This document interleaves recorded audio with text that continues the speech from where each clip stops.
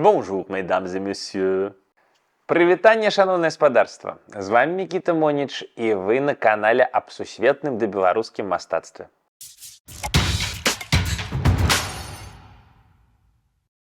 І сёння я хочу вам паказаць карціну. Вось гэтую.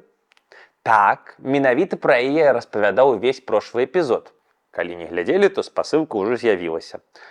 Твор выдатны, варты, цікавы, але паўтарацца я не планую. Я хочу дадаць да яго яшчэ адно палатно. Вось гэтае. На першы погляд яны не падобныя. На другі таксама. Але, так бы мовіць, ёсць нюанс. Гэтае другое палатно, напісанае ў 1985 годзе, належыць выбітнаму прадстаўніку лонданскай школы Люсьену Фройду, унуку вялікага ды жахлівага Зігмунда Фрейда. З усяго, што я ведаю пра мастака, вынікае, што як чалавек ён быў такое сабе. Але жывапісец надзвычайны. Ён стаўся адным з тых, хто прадэманстраваў, фігуратыўнае мастацтва мае права на існаванне пасля ўсіх рэвалюцыяў першай паловы 20-го стагоддзя. Калі вы не вельмі любіце людзей, любіце добры жывапіс і пры гэтым не шызоід, рэкамендую. Перад намі партрэт барона Тісона, вялікага калекцыянера, што прадаў сваю калекцыю Іспанію, ператварыўшы яе ў фантастычны музей свайго імя – Тісон Барнэміса. Партрэт выдатны, змястоўны, вельмі прапрацаваны, трохі маніякальна нават заакцэнтаваны на кожнай сваёй лініі. Асабліва мне падабаюцца тут пальцы барона. Штосьці такое рабіў яшчэ адзін вар'ят, мой улюбёны Эган Шыле. Але памятаеце, мы пачыналі з параўнання. Я хочу звярнуць вашу увагу на падлогу, выяўленую на абодвух палотнах, на скамячаныя аркушы паперы ў Данцыга і запэцканыя фарбай, ды бог ведае чым яшчэ, брудныя прасціны ў майстэрні Фройда. Бо мне здаецца, што абодва элемента ёсць адным і тым жа. Гэта драпіроўкі сучаснай эпохі. Я маю на ўвазе, што калі мы глядзім на творы старых майстроў, то паўсюль бачым вялікую колькасць тканінаў, што ляжаць складана арганізаванымі і вельмі мастацкімі складкамі. Пачынаючы з эпохі адраджэння і нават з інтэрнацыянальнай готыкі і да канца 19-го стагоддзя драпіроўка выконвала некалькі функцый. Дэманстравала майстэрства мастака ў перадачы аб'ёму, анатоміі і святла, напрыклад, у Мадонне ў пячоры Леанарда да Вінчы, мела сімвалічную нагрузку, як у адзеннях манархаў, вось, у Ван Дейка, дзе тканіны былі візуальнай метафарай улады і выключнасці. І, зрэшты, надавала эстэтычную завершанасць кампазіцыі. Яскравы прыклад – гаротная Венера з люстэркам Веласкеса, на якую рэгулярна хто-небудзь кідаецца, але гэта не з-за драпіровак. Мастакі спецыяльна вучыліся маляваць драпіроўкі, выдаткоўваючы на гэтыя дзясяткі і сотні гадзін працы. У 20-м стагоддзі драпіроўка страціла ролю мастацкага эталона. Яе значэнне змянілася, а яе функцыі былі заменены іншымі візуальнымі сродкамі. Перш за ўсё, мадэрнізм разбурыў ілюзію аб'ёму як абавязковую норму. Ужо ў Ван Гога і нават Сезанна іх не вельмі цікавіла адлюстраванне паводзінаў тканіны. Увогуле, у мастакоў экспрэсіянісцкага напрамку драпіроўку замяняе сам жывапісны мазок. Вось у Хаіма Суціна адзенне пераўтвараецца ў віхор мазкоў, што перадаюць унутранае напружанне. У Ван Гога ў партрэце доктара Гашэ складкі не выпісаныя дакладна, але яны эмацыйныя і умоўныя, як увесь каларыстычны лад. Ці вось у Эрнста Людвіга Кірхнера ў аўтапартрэце як салдата форма мундзіра дадзеная сімвалічна, яе складкі непадзельныя з фонам і фігурай і перадаюць псіхалагічны стан. Далей у кубізме Жоржа Брака і Пабло Пікаса драпіроўкі, як і іншыя матэрыяльныя аб'екты, ввогуле раствараюцца ў геаметрычных структурах. У нацюрморце з пляцёным крэслам Пікаса 12-го года сама тканіна становіцца часткай калажу і страчвае пластычныя ўласцівасці. Няма больш мэты перадаць яе складкі. Абстракцыянізм увогуле адмаўляецца ад выявы матэрыяльнага і ў кампазіцыі нумар 2 з чырвоным, сінім і жоўтым Піта Мандрыяна няма ані тканіны, ані аб'ёму.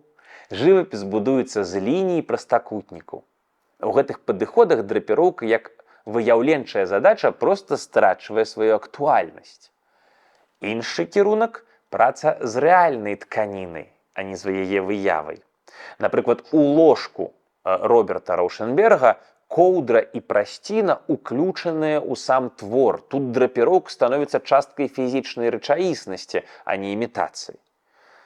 Яшчэ канцэптуалісты робяць драпіроўку часам тэмай цэлых сваіх праектаў. Напрыклад, Хрыста і Жан-Клод у працы «Завёрнуты Рэйхстаг» пакрылі будынак нямецкага парламента тканінай, пераўтвараючы тэкстыль у маштабны мастацкі жэст. Гэта ўжо не выява тканіны, а яе рэальная прысутнасць, надзеленая новым сэнсам. Адмаўленне ад драпіроўкі было звязана са зменай мастацкага мыслення. Тэхніка больш не была паказчыкам каштоўнасці твораў. Свет мастацтва перанёс акцэнт з імітацыі на выражэнне ідэі. Майстэрства пачало вымярацца не колькасцю светлацені на адзенні, а здольнасцю мастака стварыць вобраз, але канцэпцыю іншымі сродкамі. У жывапісе 20-го стагоддзя драпіроўку замянілі жэст, мазок, калаж, тканіна як аб'ект і канцэпт. Замест дэманстрацыі тэхнічнага майстэрства праца з формай, матэрыяламі альбо ідэяй. Драпіроўка страціла значэнне як акадэмічны канон, але атрымала свабоду быць чым заўгодна, ад рэальнага аб'екта да сэнсавага акцэнту ў прасторы. І вось адным з варыянтаў пераасэнсавання драпіровак быў той пошук, што здзяйснялі мае першапачатковыя героі. Тканіна ў Фройда забруджана, скамячана, ляжыць на падлозе ўся карычневых плямах. Насамрэч, гэта адпавядае рэчаіснасці ягонай майстэрні. На падлозе заўсёды валяліся прасціны, аб якія ён выціраў пэндзлі ад фарбы. Яшчэ ён іх выціраў проста аб сцены, таму нельга сказаць, што ў ягонай майстэрні было вельмі утульна. Мастак вымалёўваў з вялікай увагай гэтыя тканіны і быццам бы казаў імі: «У наш змрочны час знікнення гармоніі у мяне няма іншых драпіровак, акрамя гэтых брудных прасцінаў.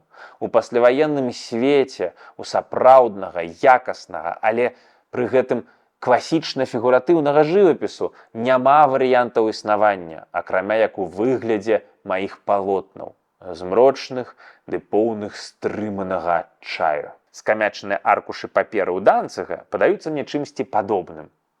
Дзве сусветныя вайны ўшчэнт разбурылі парэшткі старой сістэмы мастацкіх жанраў і правіла адлюстравання рэчаіснасці ў мастацтве.